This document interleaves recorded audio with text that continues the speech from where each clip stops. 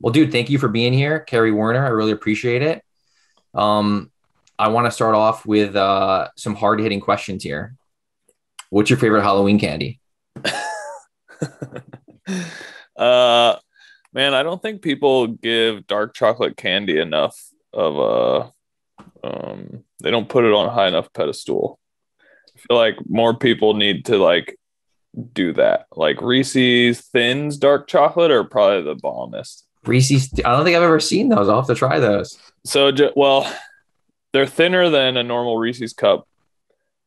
And I like Reese's cups too, but they're harder to find in dark chocolate. The Reese's Thins are usually, like very easy to find in dark chocolate, but they also make the best s'mores. Okay, interesting. You're like blowing my mind. I never thought about using anything other than like Hershey's for a s'more. Oh yeah, you should hang out with my wife and I. Well, I want to ask, man, about your wife being a dietitian. I see you like you get into the donuts after the race, which I super appreciate. Is she like on you at all? Or is she like, Kerry can do whatever he wants? No, man, she's like, I feel like people have this weird stigma about dietitians. Like they're just like very strict. Like you got to stick to this portion of this certain like vegetable, fruit, protein, carb. That's all you get, and like no junk food, no sugar, like all this bad stuff. But a lot of what she teaches her clients is kind of like more like food appreciation and like not being afraid of food. Like there shouldn't be anything that you cut out of a diet. Like they should only be limited. So I should go back and I should say that we both graduated Lee's McRae College with the same major, as a major in biology with a concentration in nutrition. So I also wanted to go this route, but then I was able to keep racing my bike and get paid to do it. And so then she went through the grad school program at UNC Greensboro. And I'm glad she did because it sounded miserable. Like they just had to do so much stuff that didn't wouldn't have been fun to me. Like when I think about nutrition, I'm thinking about like, you know, I was very into like pathways in school, like biological pathways and like how nutrition can affect that and like potentially give you gains. So I was like looking at it from a very like physiological standpoint. But I mean, like, I think there's room for that. It's just like just as niche as cyclocross is, you know. I think like broad spectrum. It's just like a lot of people don't understand basic food do's and don'ts. So anyway, yeah, a little bit of a tangent, but she is very much a moderation type of person. Everything in moderation, even moderation. For sure. No, I think that's good. I think, I yeah. don't know if you've seen like she's a very good baker. She gets very into decorating some cupcakes and cakes and stuff. So she actually she made the cakes and cupcakes for our wedding. She did like 300 cupcakes. That's amazing, man. Is she doing those at home? Yeah. Yeah. That's amazing. Yeah. Yeah. She does a really good job with it. That's great. She still does stuff for like friends when friends' kids have birthdays and stuff. She still makes it. She made a unicorn cupcake themed for one of our friends. And then there was another one, or maybe it was mermaid or something. Yeah. Yeah. I'll say anybody who's listening who hasn't checked out Carrie's Instagram and YouTube, Emily's all over there with her baking. It's great to see. Yeah. So staying on this tangent with nutrition, has your nutrition changed throughout the years, like pre-race, post-race? No, not really. Like I said, I'm also like the type of person I am I'm pretty laid back and I don't like to stress out about things too much, like at least for me. I mean, it works for some people to just like laser hyper focus on certain things and like weigh their food or whatever they feel like they need to do. But like for me, I think I would just crack and downward spiral into oblivion. So yeah, I don't know. I just like try to pay attention to my like hunger cues. When I'm hungry, I eat, and when I'm not, I don't. I try to stay away from mindless snacking and in terms of pre-race and post-race, it's really been the same. I think the biggest change, and it hasn't even been that much of a change, has just been like really focusing on, especially in the cross season when you're racing Saturday, Sunday, just really focusing on like racing Saturday after the race, just getting some really good carbohydrate in. A lot of people focus on this like need for protein consumption, but I mean, like a little bit of protein, sure, you need it, just to like kickstart the recovery process. But the biggest thing you just did over the last hour was deplete glycogen stores. And there is that like optimal window, 30 to 60 minutes after a really hard effort, that your body just wants to replenish them. So I've been like really trying to stay focused on making sure that happens, especially because Sunday is going to be more of the same. For sure. And, going back to that, I was calling you out on the donuts, but spiking that blood sugar right after is pretty great too. Exactly, Yeah, dude. you're right. Apple You're fritter right. is perfect for that. I know. What about, do you time out, say race day, your routine? I know like from the vlogs, you do like your pancakes in the morning and then you're doing like usually your rice and eggs. Are you pretty religious about like, hey, I need to have this 3 hours or 2 hours or 5 hours? Do you have that all kind of dialed in? Yeah. Yeah. So going back to breakfast. So like I usually wake up and we usually race like 4 o'clock ish. So for us, that's like I wake up, have breakfast, and the biggest thing, the reason I like pancakes so much is just because there's no fiber. It's just like straight carbohydrate, and then you can just put even more carbohydrate on top of it with syrup. And they're just easy. I like them. They taste good. So pancakes for that purpose. And then for pre-race, I usually try to stick to right at 3 hours. I mean, like sometimes, depending on when the pre-ride window is, sometimes I'm like a little under, like 2.5, 2:45, or 3:15. But if I go later than 3 hours, then I usually have like a little bit of a snack, maybe an hour before, like half of a Cliff Bar or like some shot blocks or like half of a pancake from the morning, something like that. And then I do take a gel also like 20 minutes before the race as well. You know what I was just thinking of in regards to gels? Have you ever taken a gel in a race? Only a longer race, never a cross Never race. cross race. Yeah, never yeah. eaten in a cross race, except for like the handful of bacon hand ups I've received, but that's Nice. about it. Yeah. Okay, awesome. So hey man, congrats on, well, actually, you know what? There's one, you have the RV, which I think is it is a major plus for travel, for everything. Big time. Yeah. And Absolutely. then so what were you doing then? I'm assuming there was probably cross races where you didn't have the RV.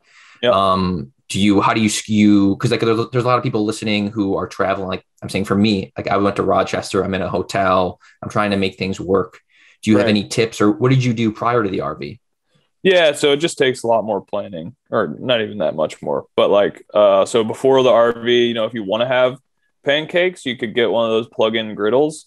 Super easy, pretty small space. You could also just do like a hot plate with a pan, if you don't want to buy a griddle.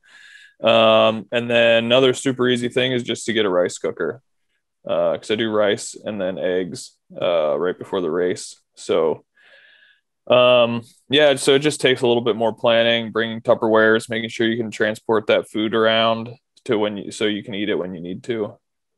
Definitely. I think planning is key there. It's getting those meals checked off. Like, what am I going to do for breakfast on Saturday? What am I going to do on Sunday? Yeah. And it sounds like, from an outside perspective, it sounds like a little hyper focused, like you're overthinking everything. But in the grand scheme of things, when you have all that stuff figured out, and then best case scenario, you show up to the race, all you have to do is like air up your tires or whatever and go. But a lot of times something happens, you got to switch tires, or it's muddy, so you got to wash your bike 100 times before the race, whatever it is. It's like the less you have to think of for that kind of stuff, the stuff that should just happen, like exactly. your eating schedule and stuff. The less you have to think about that, the more you can not stress. And then, it's like a breezier start. we talk a lot about decision fatigue. And if you can just eliminate that and just get to your schedule and be like, this is what I'm going to eat for breakfast, like you said, then you can dial in, because there are so many other things on race day that can go wrong, or, Yep. and things are going to come up. So if you can plan ahead every little bit, it really helps. Yeah, for sure. And with that said, like, I have the RV, so I have a refrigerator, but like post race, that means maybe you make a little bit extra eggs, make some extra rice, and then you have, that for after the race too, because sometimes if there is a food truck at the venue, it's not the best decision, but other times there's not a food truck at the venue. So yeah, that's what I think. Supporting the food trucks there is great, but you shouldn't depend. That should be a post race. Don't depend on your pre-ride meal. Cause I get so many comments from athletes like, oh yeah, I had to eat, a burrito, 20 minutes before my race. And I'm like, just a little bit of planning would have gone a long way here, Yeah. Usually you only make that mistake once. I know exactly. Yeah. But you'd be surprised. Some people come back and they'll do it again. Yeah. So hey, switching gears here, congrats on the USCX. That's amazing. Thanks. And I don't know if you knew, we probably do, but you're also leading the ProCX. I did, yeah. Yeah, that's awesome, man. Do these I did actually a podcast breaking down like the USCX and the ProCX, and like the points distribution. Does that confuse you at all? I mean, honestly, no, because I don't look at it that much. So I think the big thing for me, the reason it's not confusing is because I know that the USCX is its own thing and the ProCX is its own thing. I also am not super focused on the ProCX because it's literally every race on the calendar, and I skipped Major Taylor. I'll skip these 2 Massachusetts races, and then so that leaves me with only Hendersonville left, and I don't know if that'll be enough. I know Curtis is doing the mass races. Steven is. I was just chatting with Gosa. I think he is experiencing a little bit of burnout, and so he was talking about flying home after Falmouth. So, but I think since he raced Major Taylor and will do both the mass races, like he'll probably edge me out. Regardless, it's not of concern to me. Gotcha. Yeah, the big one was the USCX because that was like 4 live streamed races, all the C1s. That was like the big focus. What are your overall thoughts? How do you think the series went? I mean, you won it, but the production and everything. Yeah, I think for being the first time, well, not the first time, because there was the USGP back in the day, like the thing that we're all aspiring to get back to. But yeah, I mean, it's a great stepping stone. Having live streamed races is sick because one of the big things, especially in cross, is since it is such a niche sport, niche discipline, it happens in the winter, so people are less likely to do it. You need so much equipment, so there are these hurdles to get going, and having a series that is live streamed so that people can actually like follow the whole thing. That's what you need. You need people to get involved. It's easy because everybody already has a GCN account because they're already watching all the other cross races and all the other stuff that GCN provides. So having them on board was huge. Just made it a lot more accessible to people. And that's what we need. We need a story. People want to follow a story. And, for sure.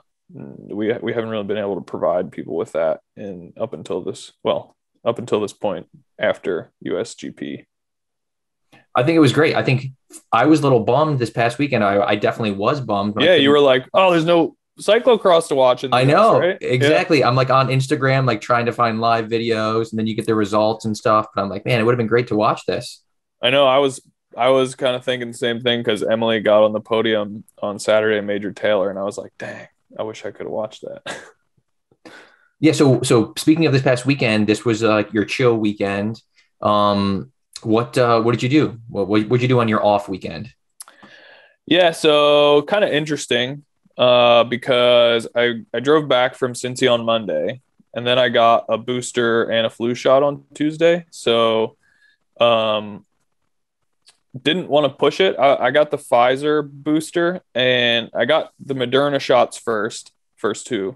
The second Moderna shot absolutely wrecked me. I posted a photo of I use an Aura ring, and so I had some data on that, and it was like huge respiratory rate increase, huge body temperature, huge heart rate, resting heart rate increase.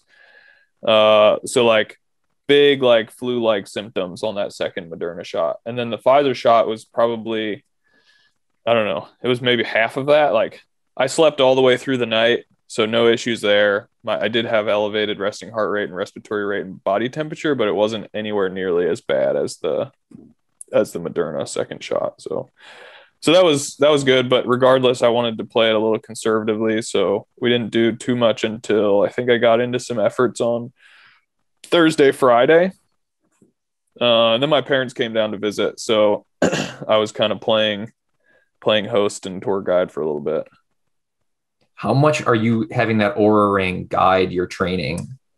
Oh, not at all, really. I just like to look at it for data, seeing trends. You know, this is what I do for a living, so it's like, I mean, every day is more or less the same. You know, like in terms of like sleeping and what I can expect. Like I very rarely have to do stuff that puts me out of my like normal routine comfort zone, you know, like heavy labor or, you know, something that would like ruin my recovery or something.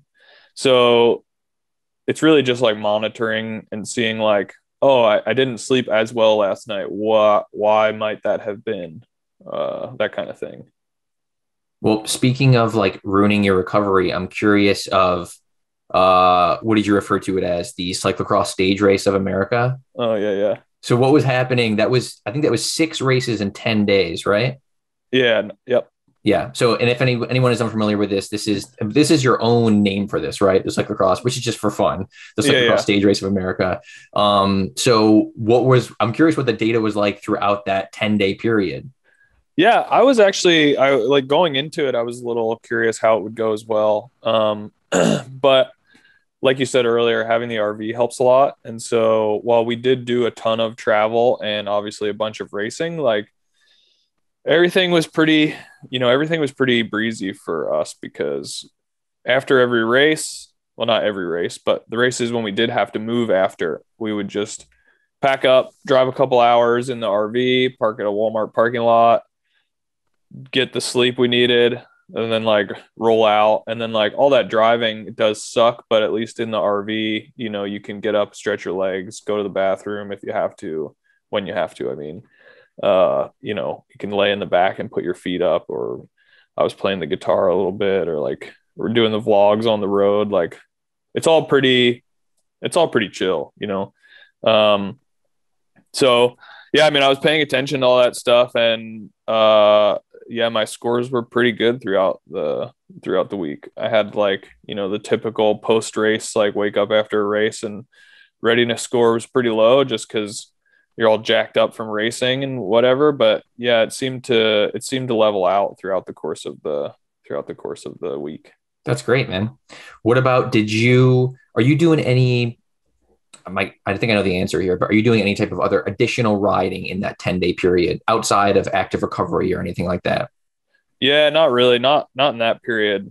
Some of the weeks leading up to it, we would sneak in a little bit of volume, but I mean, for the most part, in the middle of these, even in the middle of a normal like block of racing where you're racing Saturday, Sunday, typically there's a big travel block in there too, so like if you race Saturday, Sunday, then Sunday night we're on the road.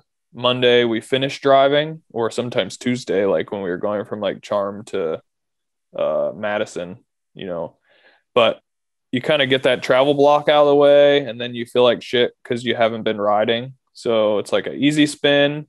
I think before Trek, I did put a little bit of volume in. I did like like 2.5 and 3 hour rides or something like that.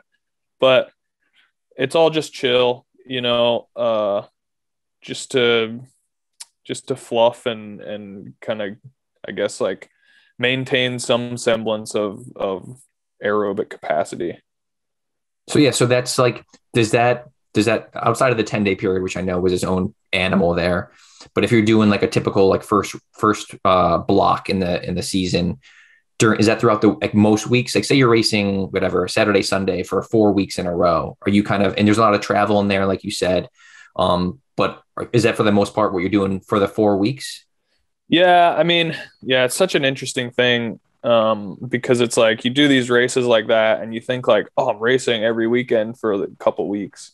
You think you're going to get stronger, but over time you just start to taper because like I said, you're not working on that aerobic capacity. You're literally just doing intensity. And so at some point, you need to step back and like rebuild on that foundation work. So I switched coaches at the beginning of the year. I started working with Chris McGovern of Forever Endurance, and it's been really cool working with him. He gets me, and he like very into like letting me go bike packing and doing obscure things. And so I actually did a ton of volume this year, like the most that I've ever done, which is something that I think I needed, especially like I'm excited to see how that plays out a little bit further down the road.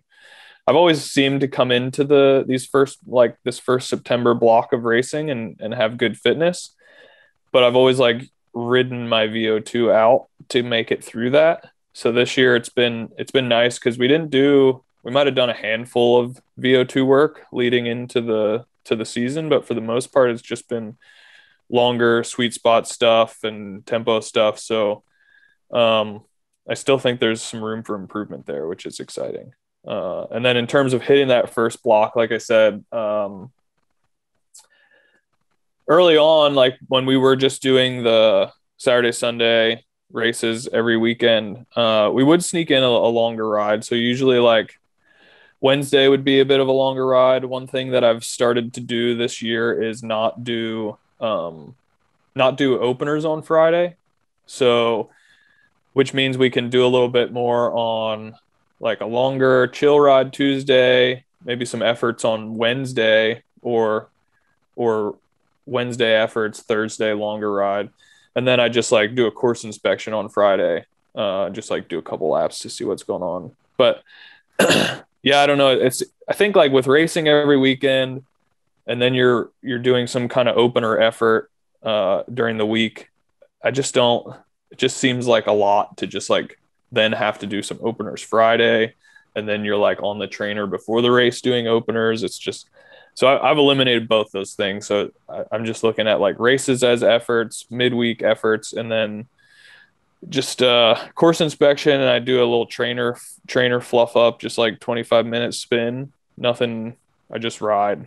Don't look at a power meter, just ride. And seems to be working out. That's awesome. And is this a big change from what you've done previous years, or kind of just like a little tweak?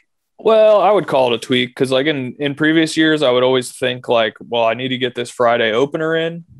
And man, I used to do some hard efforts on Friday, and it just like four or six like 2-minute efforts. And it was just like on top of like maybe like a tempo lap or even like a little bit faster lap.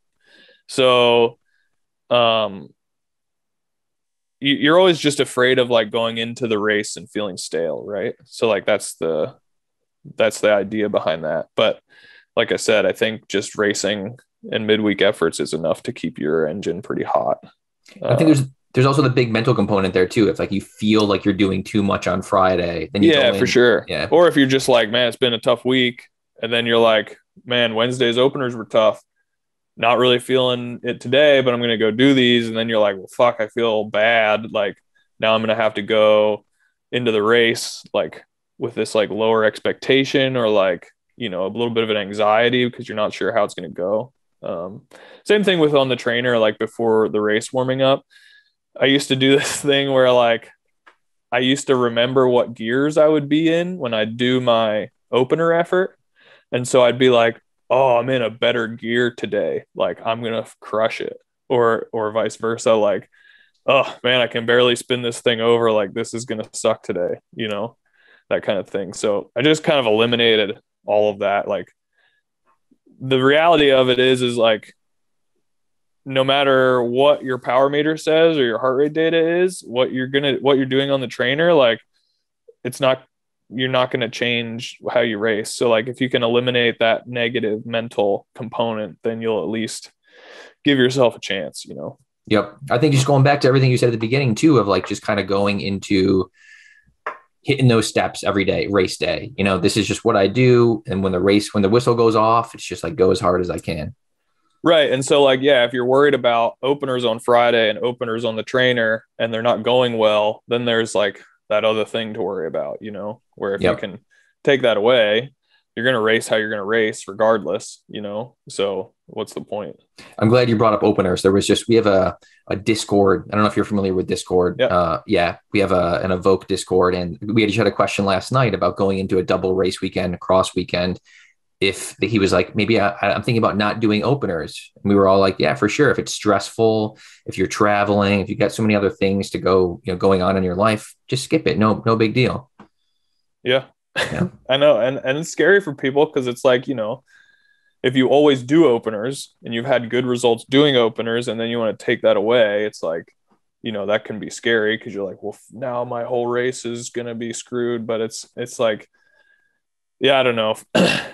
I think it's just it's such a little thing that I don't really think has a huge impact. For sure. I think also, especially if, like you have a race in your legs from last weekend and you've done some efforts this week, it's like, you're good. If you're coming straight off the couch, I would maybe suggest getting a little bit of effort in. But I mean, for the most, like for us, it doesn't make sense. Yep.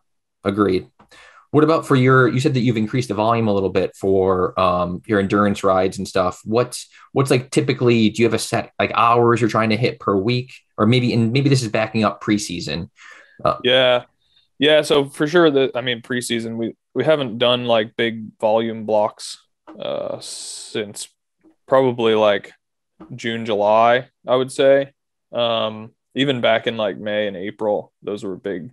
April was like a huge month for me because I did a bunch of bike packing. And so I did like a 2-week stretch where it was like a 40-hour week and then like a 30-hour week or something. But I mean, it was all bike packing. So it was like, I had to move or I would be stuck in the woods. But I mean, to be honest, I can't say that I focused on those metrics that much. I kind of just like this is the other thing that happened when I got a new coach was like really trusting Chris to like take the reins and just, obviously question him if I didn't understand something or I wasn't sure about something, but to just go with it. In years past, I've gone rogue and like not stayed in zones, done this or that. And sometimes it has been detrimental. So I just really like didn't pay attention to too much. I told him I wanted to ride a lot this year and he made me ride a lot. So I can't tell you an actual hour number. I reckon I could look at Training Peaks, but yeah. No, I think that's good. I think it's just more time on the bike is always good, Yeah. What about, so this is a question we always get is going into cross season. How much time should I spend on the cross bike? How much time should I spend on the road bike? Can I ride my mountain bike? And it sounds like for you're doing some different things. You're doing the bike packing. It sounds like you have some flexibility in your plan. Yeah. So, I mean, I think that depends on the person for sure. So like for somebody like me, like I feel pretty comfortable on a cross bike all the time. I might have to get on like a handful of times before the first race of the season just to remember what getting off your bike and getting back on feels like, what it's like to put your bike on your shoulder, that kind of thing. But in terms of like technical riding, I don't really feel like I ever lose that. It's just like it's more like a reacquaintance with it, like while I'm doing those getting on and off the bike things, like a handful of rides for me works out to where like I feel good in the position again. Like I get it, somebody that's maybe not as technically skilled might need a bit more time to do that. So for me, like I like to mix it up a lot, I think riding one bike, like I'm already thinking like next week I'm probably going to do a bunch of mountain biking just because I love racing cross, but like training on the cross bike is lame, like in Europe it's really cool because they have like they have a whole team that goes out into the woods on like, I mean, basically like they're basically cross trails, but they're just like walking trails in the woods. And so they just like throttle themselves, and that's awesome. But we're in America and everybody is super spread out here. So it's like doing some efforts midweek with your bros isn't always, you know, feasible. You can always like find a group, but sometimes the skill and fitness is so varied that you're just out there doing your own thing anyway. So mixing it up, I think, is like a good kind of I'm blanking on a word here, but like a good alternative, I guess, to doing that, because it just keeps you sharp on like all different sides. I think mountain biking, it's just like line choice. You got to like stay attentive, looking up.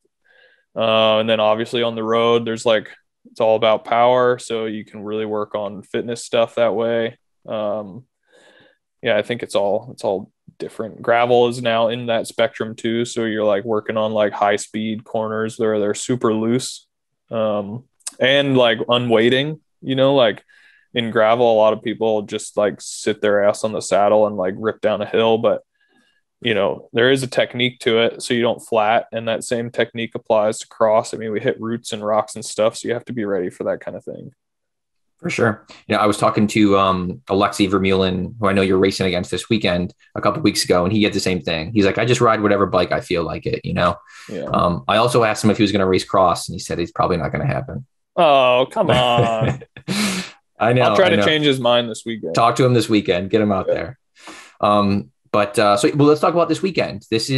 Have you raced Iceman? You're racing Iceman Cometh, which is at Michigan, correct? Yep. Traverse City. Awesome. Have you raced it before? No, I haven't. Okay. I've always wanted to, because back in the day when Louisville was still a cross race, there was a handful of athletes that were doing, specifically Troy Wells. I remember he was wild, crazy man, but he would do both days at Louisville, and then he would drive up to Michigan, do Iceman on Saturday, and then drive back down and do Cincy on Sunday. And he was like one of the first people that turned him and Brian Motter, obviously. They both turned me on to this idea of Iceman, and there's always been this illustrious, gigantic grand prize of like $6,000 for the win. And so it's always been something really cool. It always has been cool to me too, because it's like, oh, I'm in cross season. I'm like in good form. These mountain bikers that show up, it's their last race of the season. They're about to hit the off switch. They're just like clinging to whatever they have. And so Troy would always do really well there. So I'm hoping that kind of works out in my favor this year. And I saw also, first of all, good luck. It would have been awesome if there was some it was televised. That would be amazing. Oh yeah. What I saw, you're racing would you call it a gravel bike? Your setup, and you should check out Kerry on his, I think you have a write-up on the Kona blog and then also on your Instagram. Yeah. But it's like I'd call that go ahead. It is a gravel frame. Frame. I would call it a gravel bike, but then I got the Fox Rad fork on it. I think it's 40 mils of squish in the front. So not huge, but like enough. And that allowed me to run some bigger tires. So I got a 225 up front, and I've got a 45C Rambler in the back. So it's like, it's like blurring the line between, I think Gordon Wadsworth on my Instagram said that looks like the best worst mountain bike ever. It is weird though. I've been thinking about this, like at what point are we just going to put drop bars on our full suspension mountain bikes? And in fact, I was thinking about that yesterday. I was like, man, if I ever have to do Unbound, that is what I'm going to do it on. So two things there. One, when I first saw your post on Instagram, I thought that it was I thought it was a mountain bike. I'm like, Kerry put drop bars on the mountain bike. This is interesting. And then I read, but Unbound, I don't know if you've done, typically I think in your run into the seasons, I know you did a lot of road racing, which I want to talk about this year. And then you do like a lot of mountain bike races, and you did bike packing and stuff. Does doing some longer gravel races interest you? Not that long. I don't ever want to do that. If I go to Unbound, I'll do the 100. I think a bunch of us cross racers are going to try to get together and put a little pact in. Like we're going to try to popularize the 100. Okay. Well, it'll be like more of a race, you know. The 200 just like dissolves into a race of attrition at some point. It's like if you've made it through the flats and then you're at the end and it's just like, okay, who's going to wear out first? I think the 100 would be cool because we'd just be like sending bombs on each other. I think Hyde won the 100 this year, didn't he? He did. Yeah, he was Yeah. a smart man doing Yeah. that. We had a comment on YouTube about like that gravel should always be long. And I think it'd be more interesting, like you said, like if it's a hard 4 hour race, like I think there's a whole different dynamic there. Yeah, I mean, I think it's the same as with cross. It's like people make a big, well, not people, but like there's a big stink about like how long cross races should be, and like the women end up racing for 40 minutes sometime, and then the men always go at least an hour.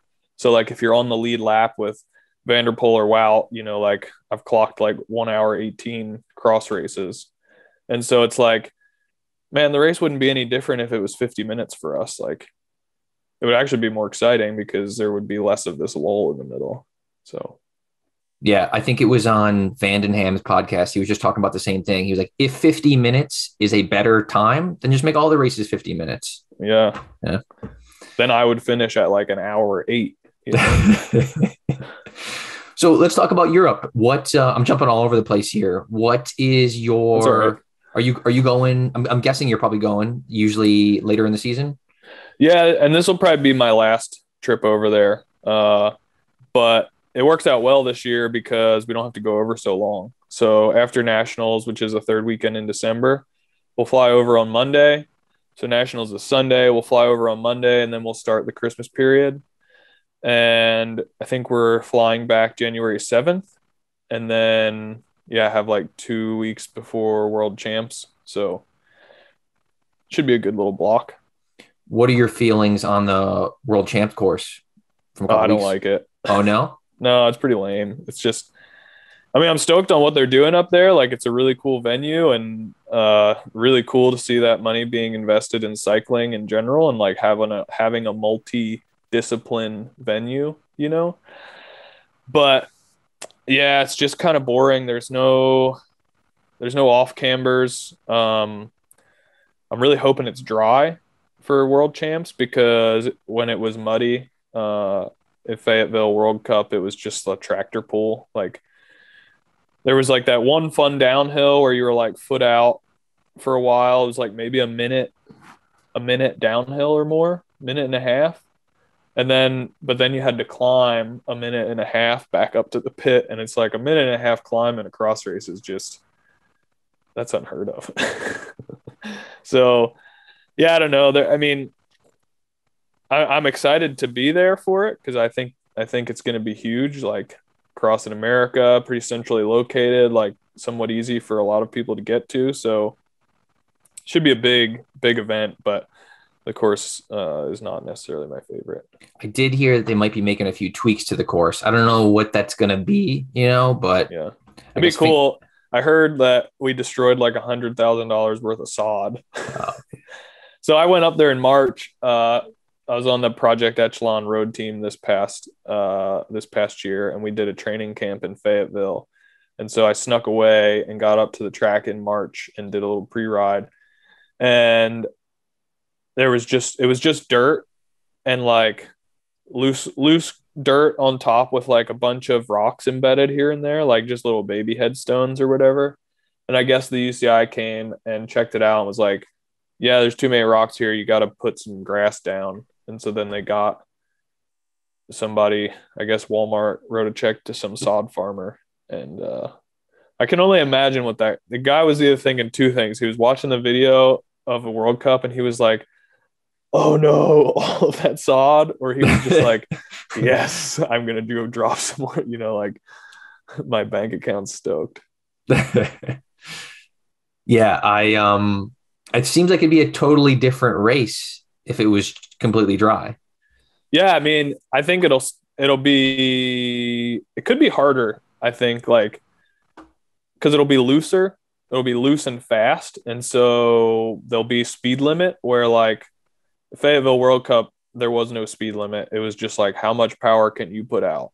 And like, there wasn't really a technical aspect to it. So yeah, I think it'll be pretty interesting.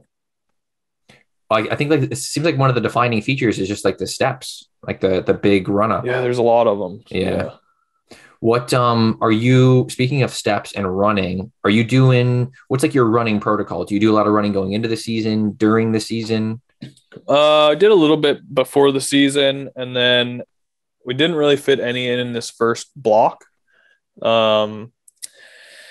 which I have mixed feelings about. Like, we didn't need it, so I was glad we didn't do a bunch of it. But at the same time, like, I know later in the season, especially going over to Europe, sometimes we need it a lot more. And so running has always been one of my weaker points. But I don't know, you can only work on so many weaknesses at once, and we've been trying to iron out some of the other ones that I have. And like I said, we haven't needed it yet, but now we are. Like, ironically, over the last week, I've ran 3 times. So we got to do a run after this podcast. And then, yeah, so we're kicking back into it. What's like a typical run? Are we talking 15 minutes? Right now, since like I haven't done it a lot, we're just like, we're getting into like acclimation stuff. So it's just like easier, longer runs. So it's like, I've just been doing 30-minute runs. However I feel. I'm not sure what Chris has in mind moving forward, but like probably working in like stair sprints or whatever. Cool. And what about strength training? No, I used to do a bunch of that before, like previous years, like in 2020, 2019, I did a bunch of strength training, but this past year with all the volume that we added into the program, it was really hard to kind of fit all that in. Not to mention like motivation wise, like hit the weight rack after a 4 or 5 hour ride was pretty tough. So this past year I've just been like trying to focus on mostly like core and stability stuff. I have a skill board, which has been fun because it's like 360-degree. It's not like on a track like most balance boards. It's just like a board on top of a ball, basically. So it's like 360 degrees of trying to stay upright, which has been fun. And then, yeah, I mean, just having a solid core and balance program, I think, is important just because cross is so dynamic. You know, you're on and off the bike, trying to hold ruts, trying to not slide down off cambers, that kind of thing. And are you doing that throughout the season too, when you can? Like, are you bringing anything on the RV with you?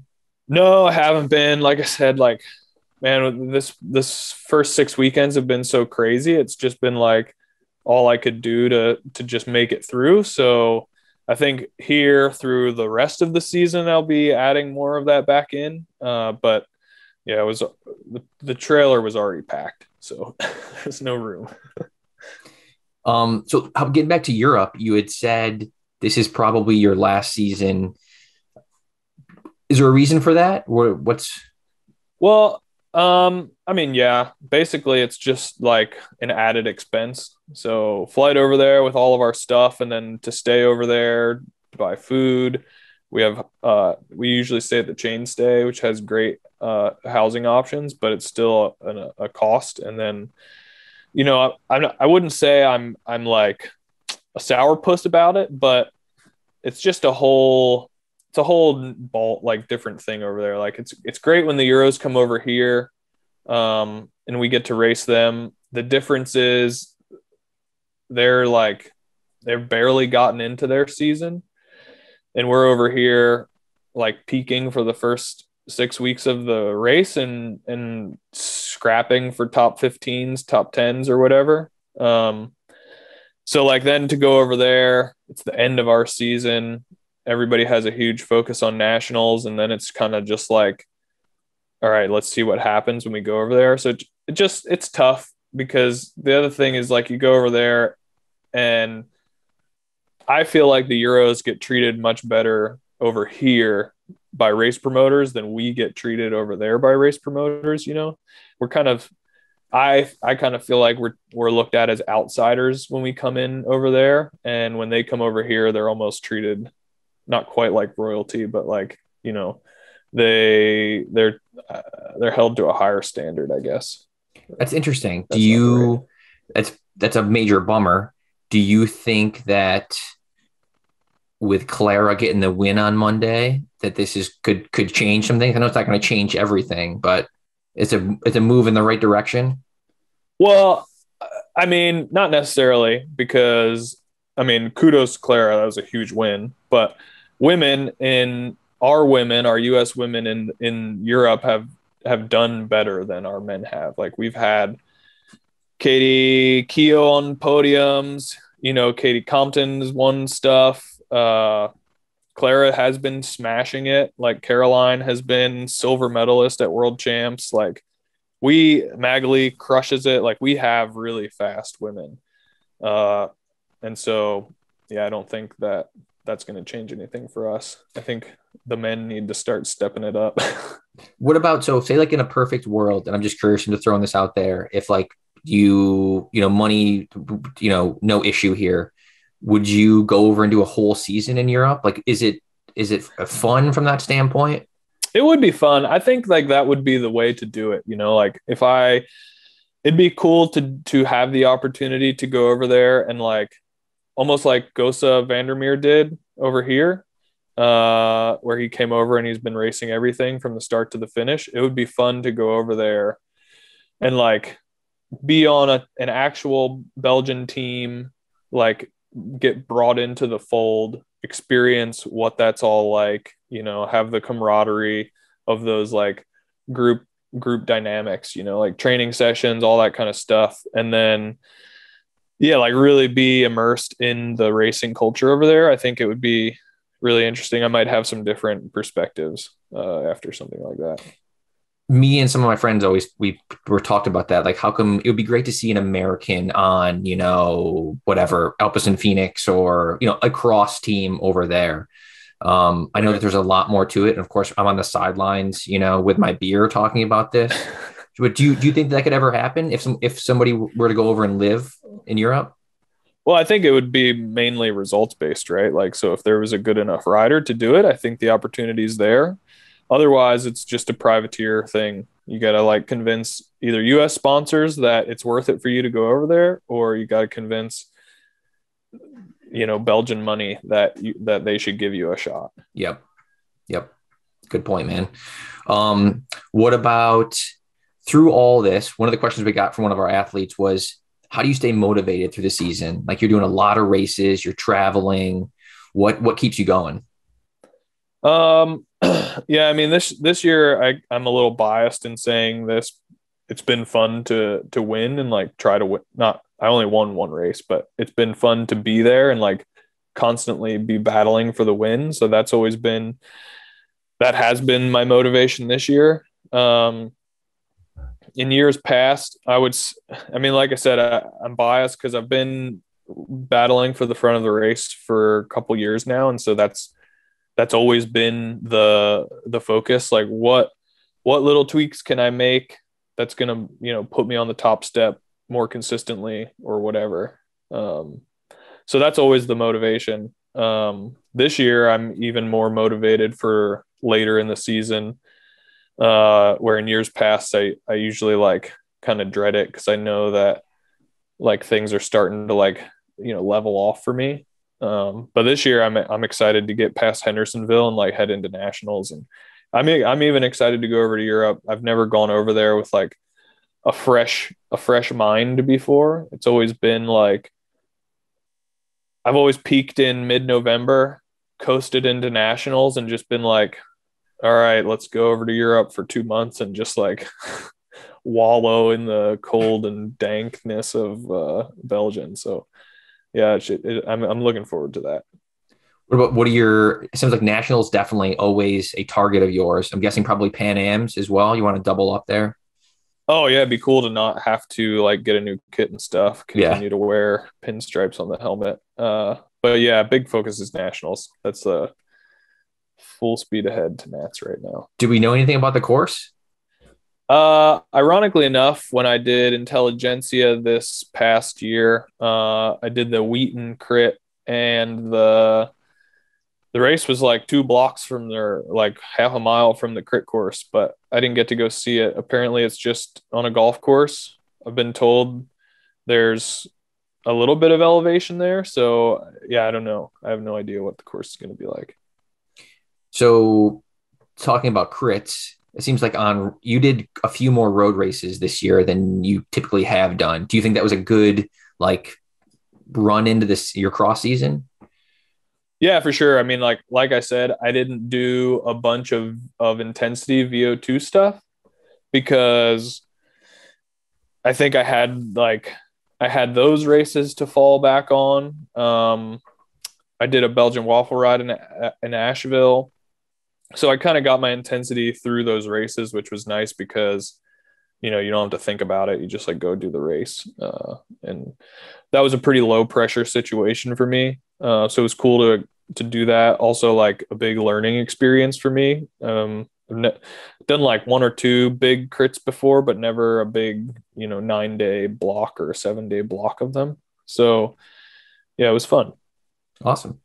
I know I kept you here for an hour, Kerry. I got just one last thing. What's your best piece of advice for someone getting into CX? I would say to like not worry about equipment too much. Like don't stress over the small things. I think just throw yourself into a race and man, I don't know. I think like it's always just fun for me. I think like with the shorter race time, under an hour, there's usually you're going to race with people. There's always like a carrot to chase. At least I've always felt that way. And so if that's kind of what you're into, like you're into racing and you like that experience, I think cross is like the best way to do it. I think mountain biking gets a little bit too spread out. Road biking is a bit too tactical.